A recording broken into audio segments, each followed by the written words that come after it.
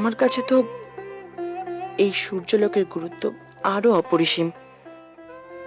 কারণ সূর্যলোক মানেই নতুন দিন এবং নতুন করে আবার খনাকে চোখের সামনে দেখতে পাওয়া।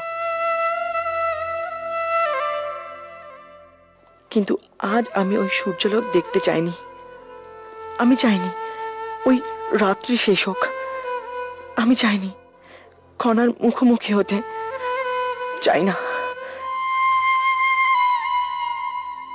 এই উষাকাল, এই সূর্যালোক তো একটি বিশেষ দিকে ইঙ্গিত করে,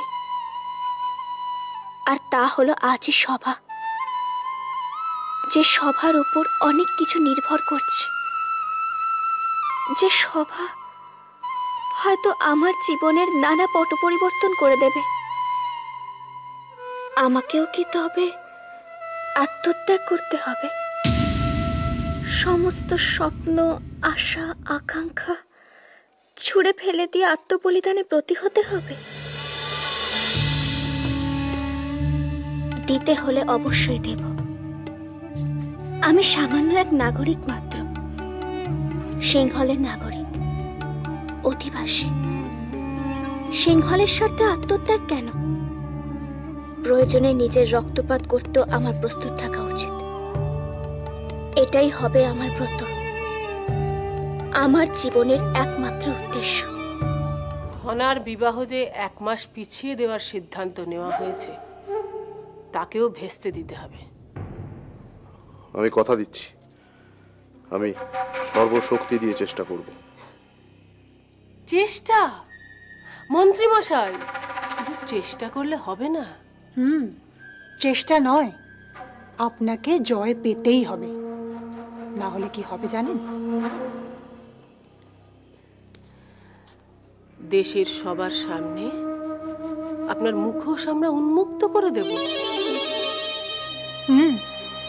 প্রাক্তন প্রধানমন্ত্রী মশাইয়ের হত্যার রহস্যে আপনার ভূমিকা কতখানি সেটা আমরা সকলের সামনে কিন্তু প্রমাণ করে দিতে পারি।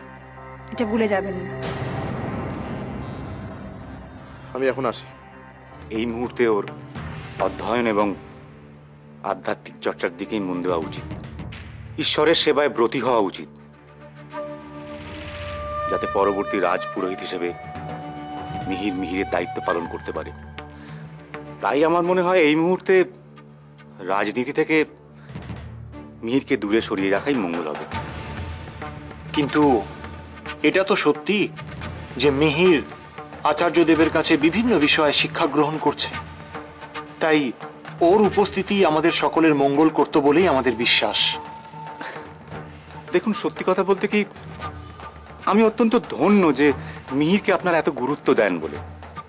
হ্যাঁ, আমিও চাই যে মিহির সিংহলের সেবা করুক, ওর জ্ঞান দিয়ে, অধ্যয়ন দিয়ে, অধ্যাবসায় দিয়ে, কিন্তু সেটা সকলের সামনে থেকে নয়। হ্যাঁ, অন্তরালে থেকে ও যদি কোনো রকম সাহায্য করতে চায়, আমার কোনো আপত্তি নেই। খনা, তোমাদের আজ অধিক চিন্তিত লাগছে। তোমরা কি আবার গণনায় নতুন কিছু পেয়েছো? হ্যাঁ জয়, আমরা গণনায় যে ফলাফল পেয়েছি তাতেই আমরা চিন্তিত। কি ফলাফল? আসলে আমরা গণনা করে দেখতে পেয়েছি যে ভারতবর্ষ থেকে কোনো বিশেষ দল সিংহলের দিকে আক্রমণের জন্য রওনা দিয়েছে। কি বলছো মিহির? হ্যাঁ জয়, তার সম্ভাবনা প্রবল। তাহলে তো আজকের সভাতেই। এখানেই যে সমস্যা প্রধানমন্ত্রী মশাই। কি সমস্যা? একথা সবাই সকলে জানতে পারলে খনার ভবিষ্যতের উপর কিন্তু প্রভাব পড়বে। কারণ তখন সকলেই চাইবেন যে দ্রুত চালুক্যদের সাথে খনার বিবাহ দিয়ে সন্ধি স্থাপন করতে। ঠিক বলেছ মিহির। প্রধানমন্ত্রী মশাই, দেশকে রক্ষা করা আর খনার ভবিষ্যৎকে রক্ষা করা দুটোই কিন্তু সম্পূর্ণ ভিন্ন মেরুতে অবস্থান করছে। একটাকে রক্ষা করতে গেলে অপরটা যে ক্ষতিগ্রস্ত হবেই। সে ভাবনাও আমার। তোমরা তোমাদের অধ্যয়নে মনোযোগ দাও।